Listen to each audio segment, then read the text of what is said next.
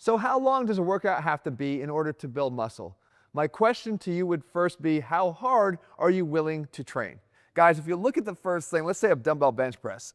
Now, if I were to just simply ask you to perform a set to failure, which I always do, I've been asking you for 15 years to perform your sets to failure, and I've been consistent with that for a reason, because I know that you need an adequate level of stimulus for that muscle to even want to change, right? There's an old saying, if you don't challenge yourself, you won't change yourself. Well, let's just say we're getting towards, let's say, a set of 12, and your last few reps look like this.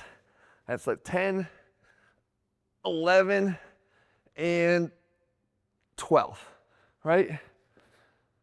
That's not enough.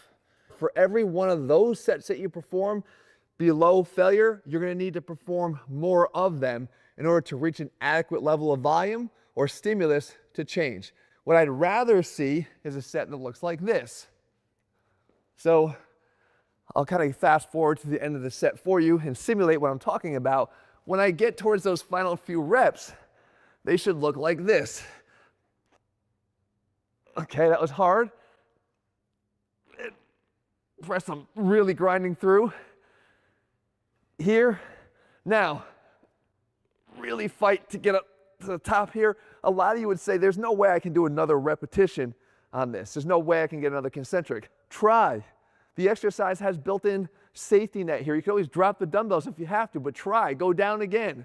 Realize that there's only a sticking point from here to about here that you have to get through. And you might surprise yourself that once you do, the weights will go up again for another repetition. Now go down again, because each time I go down, I'm getting at least another eccentric repetition. And I know that I've got more eccentrics in me than concentrics on any set, because I'm stronger that way.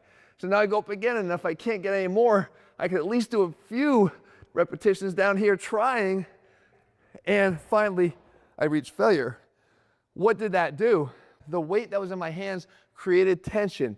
The time that I was pushing in these elongated states, these more stretched positions of the pec, caused tension.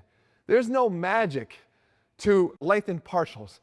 That's nonsense. That's not what that's about. It's a matter of accumulating total tension. And because you have two factors there, stretching a muscle, that's tension, and loading a muscle, that's tension, those are going to be more productive. So by giving myself a few additional eccentric repetitions, more tension, and by giving a few different partial repetitions, more tension, I can guarantee that you reach failure. And that's the key. I don't know, subjectively looking at you, how short of failure you actually were. You thought 1, I bet you it was 4.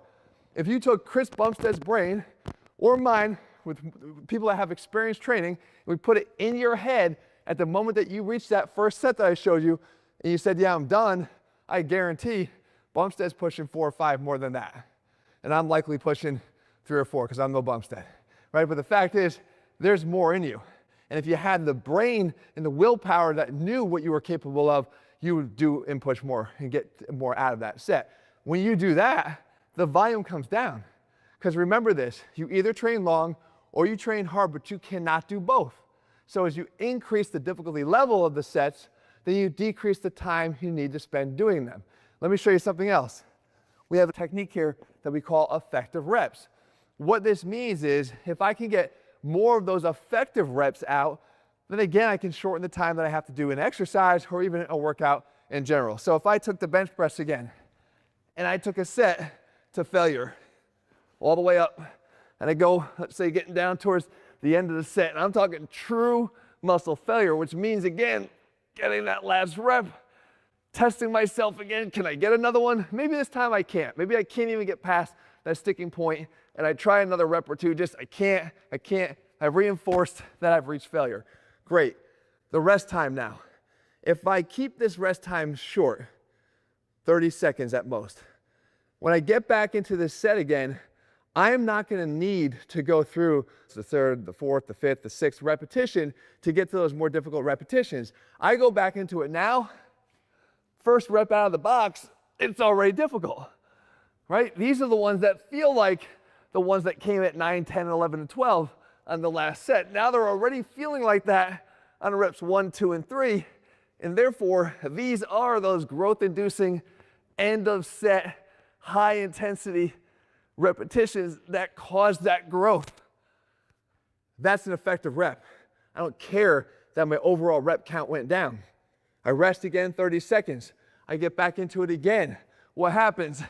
Fewer repetitions for sure, but each one of them at that high end, right? That one that has the high effort required to perform them. Now I'm accumulating a lot more of these effective repetitions, and in doing so, increasing the intensity and shortening the length of the workout. There are other techniques where you can actually slow down the reps a little bit to increase the overall intensity. You've probably heard of time under tension, but you have to be careful there too, because slowing down or manipulating your time to an exaggerated amount where it actually starts to limit the amount of weight that you can actually use on the exercise is going to not really result in more muscle hypertrophy, because you're taking down both of those stimuli. Number one, I said the amount of weight in your hand creates the tension on the muscle. So if you get too light in order to accommodate whatever technique you're doing, then you're not going to build muscle. The same token, you do want to try to accelerate as much as possible on the concentric part of the lift in general when you're trying to maximize hypertrophy, because it recruits those type 2 fibers, the ones that grow bigger and stronger. So by manipulating a slow speed and by lightening the weight because you do that, you're going to actually compromise that. However, I don't just focus always on, let's say, building bigger muscles, because I know that part of this game is not just looking better, but feeling better. As a physical therapist, I know how important it is with all the considerations people have, like joint issues. How do we still train and still get the benefits of intensity and therefore shorter workouts? Well, there's a technique that we use called a trap set, where you would take that weight, right, something between your 10 and 12 rep max, and what you do is you do apply a tempo here, where you press up at 1 second and come down on 1 second. And the second rep is up for 2 seconds, so a little bit slower, come down for 2 seconds, right? Go up for 3 seconds, and come down for 3 seconds, and then we're gonna peak out at 4 seconds, so 1, 2, 3, 4, and come down 1, 2, 3, 4. Then you just reverse your way back down again, going to 4, 2, 3, 4, and down 2, 3, 4.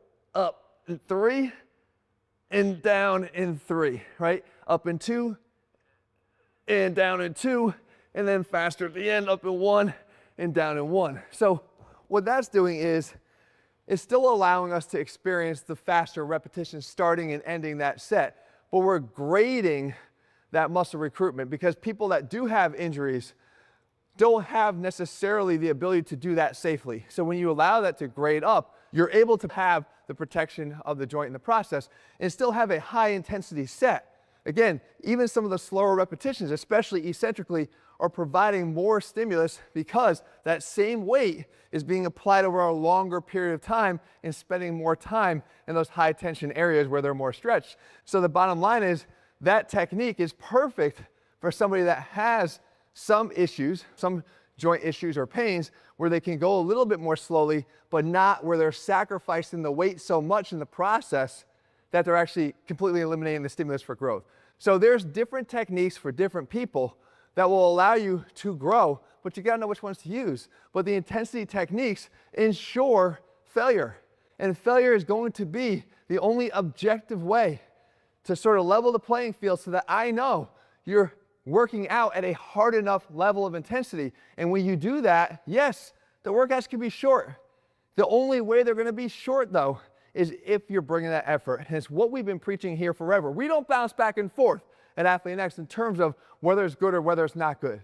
We've always said if you train hard, you do not have to train long, because you can only do one of them. If you're going to train hard with intensity techniques like this, you're going to be able to train for a much shorter period of time. If you're looking, guys, we have programs that have incorporated this since the very beginning of time, all of them, with safety as one of the factors we look at always. As a physical therapist, you can find our programs, including our new Athlete Express program coming this week over at athletenext.com. All right, guys, I hope you found it helpful. Make sure you're doing something to increase the intensity of your workouts if you want to get more from them. All right, guys, see you soon.